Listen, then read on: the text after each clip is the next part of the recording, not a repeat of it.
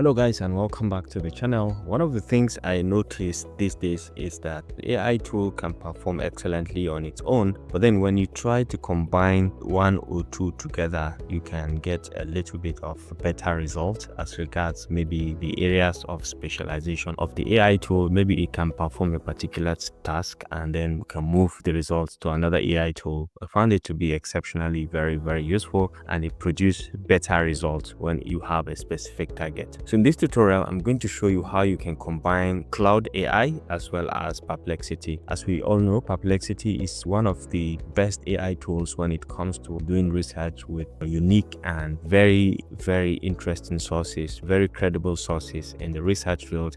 You can try Perplexity AI because you'll be able to get relevant research papers, deep research in terms of arrangement, content, specificity, and getting what you want in research world. And then Claude AI is known for even creating interactive dashboards that you can use to visualize content that you can get from Perplexity AI. So for this, I'm going to use this tool to be able to harness something. So let's start with Perplexity AI, where we can paste in a prompt and let it generate some sources for us that we can actually use in Claude to create maybe a given dashboard that we can play around with. So let's say I have this prompt one, so let me just copy it quickly.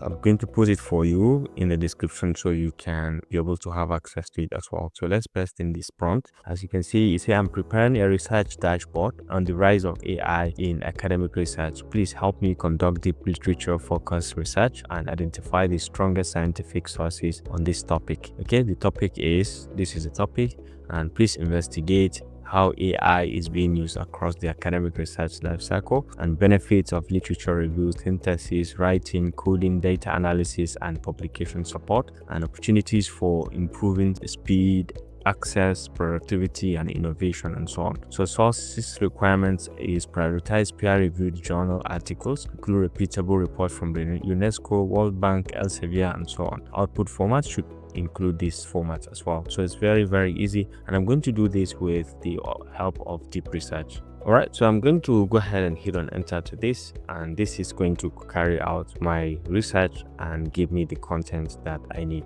And as you can see, it has started with thinking, and it's going to fish out 3 major steps completed, and this is AI across the research lifecycle: idea generation and scoping, literature discovery and screening, and so on, study design, simulation and coding, data collection, cleaning and analysis, writing, editing and reporting. All of these are areas you know that AI is being directly applied, and it comes in with different sources. As you can see, it has highlighted the sources, and if you hover over any of the sources, you'll be able to see the source that it has picked that particular information from, and if you click, it is going to take you directly to that source where it picked in that information that we were just reading about. Okay, so it's very rich in terms of content and in terms of citing sources. You can even specify the type of citations that you want, and it's going to give you exactly what you want: institutional and policy limitations, and so on.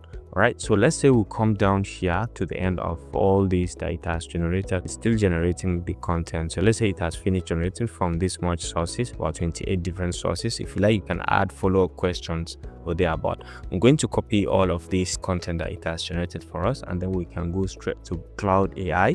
So we can paste in this, and then we're going to give in this prompt. All right, we're going to select this second prompt. So I'm copying this prompt, and then I'm going to go to my Claude and just paste it in here. So using the research findings and sources, create a clean interactive dashboard structure on the topic, the rise of AI in academic research. Organize it into sections such as overview, key statistics, opportunities, challenges, ethics, future trends, and even recommended readings, and so on. Make it suitable for a website or research presentation dashboard with cards, charts, filters, summaries, and insights directly. So this is very direct, and I'm going to do that using Claude 4.6, and then I'm going to just go ahead and hit on enter to this and just give it some seconds to see what kind of dashboard this is going to create for me.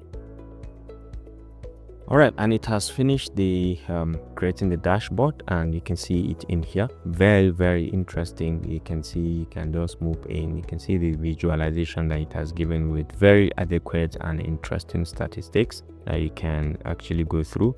Take a look at some quotation, some key research sentiment on AI, with some percentage and so on. Very interactive with charts and key insights at the end of it all. So you can go ahead, explore all this. You can download this if you're interested in HTML, or you can come over here, click on this copy, and you can download also in .html, and you can open it independently so you can have access to the website that it has, or the dashboard that it has created for us. Very, very interesting and very detailed dashboard that you can see. You can even click to have access to other aspects of the dashboard which are clickable and will give you details of what you are looking for. So this is really next level when you combine the two AI tools together. Take a look at what it has given you. A very interesting and interactive dashboard that you can always play around with, that contains different interesting things that you can work on. So go ahead, explore, and see how you can use this to your own advantage. When you combine these two AI, you'll be amazed at what kind of interesting feature that it is going to create for you.